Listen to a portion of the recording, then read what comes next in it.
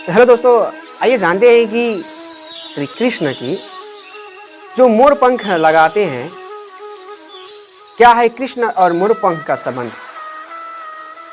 कहते हैं दोस्तों, भगवान श्री कृष्ण को मोर मुकुटधारी वाला कहा जाता है क्योंकि वे अपने मुकुट पर मोर पंख हमेशा धारण करते हुए दिखाई देते हैं। मोर पंख धारण करने के ये 5 कारण बताए जाते हैं, लेकिन हमें तो मात्र एक कारण ही समझ में आता है। वो क्या? आओ जानते हैं कि मोर पंख धारण करने की बजाय श्री कृष्ण की कौन सी वजह है। माना जाता है कि एक में है राधा की निशानी। दोस्तों कहते हैं कि महारास लीला के समय राधा ने उन्हें वैजयंती माला पहनाई थी।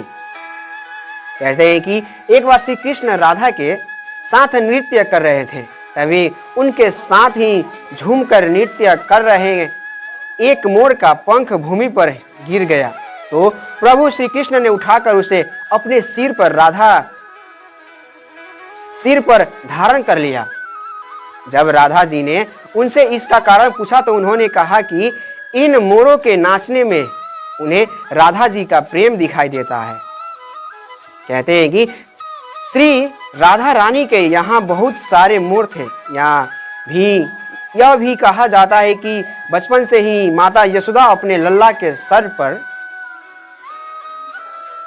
हमेशा मोर पंख को सजाती रहती थी। वैजयंती माला के साथ ही पंख धारण करने की एक बड़ी वजह राधा की उनका अटूट प्रेम है। इस एक बात के अलावा अन्य बातें सिर्फ मन मानी है। दूसरा कारण क्या है? तो कहते हैं दूसरा कारण जीवन के सभी रंग है। तो कहते हैं मोर पंख में सभी रंग समाहित है। भगवान श्री कृष्ण का जीवन कभी एक जैसा नहीं रहा है। उनके जीवन में सुख और दुख के अलावा कई अन्य तरह के भाव भी थे। मोर पंख में भी कोई रंग होते हैं। यह जीवन रंगीन है, लेकिन यदि आप दुखी मन से जीवन को देखेंगे तो हर रंग बेरंग लगेगा और प्रसन्न मन से देखोगे तो यह दुनिया बहुत ही सुंदर है, बिल्कुल मोर पंख की तरह दिखती जाती है। और कौन सी कारण है?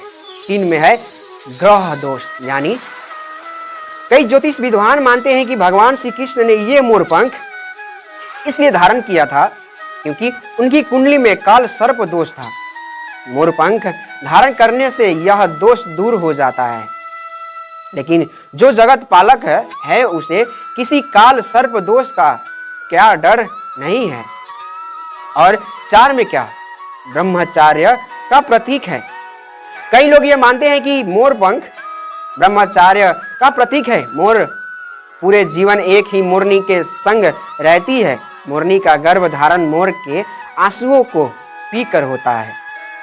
इसीलिए इतने पवित्र पंछी के पंख को स्वयं भगवान श्री कृष्ण अपने मस्तक पर धारण करते हैं।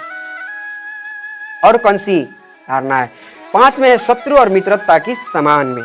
कहते हैं कि भगवान श्री कृष्ण मोर पंख धारण करके यह संदेश देना चाहते हैं कि मेरे लिए दोनों ही समान है। श्री कृष्ण के भाई शेष नाग के अवतार थे और मोर तो नाग का शत्रु होता है। मोर पंख को माथे पर लगाकर उन्होंने यह बताया है कि मित्र और शत्रु के लिए उनके मन में संभाव कोई नहीं है। तो दोस्तों, हमारी चैनल आप लोगों की अच्छी लगी हो तो लाइक और सब्सक्राइब जरूर कीजिएगा दोस्तों।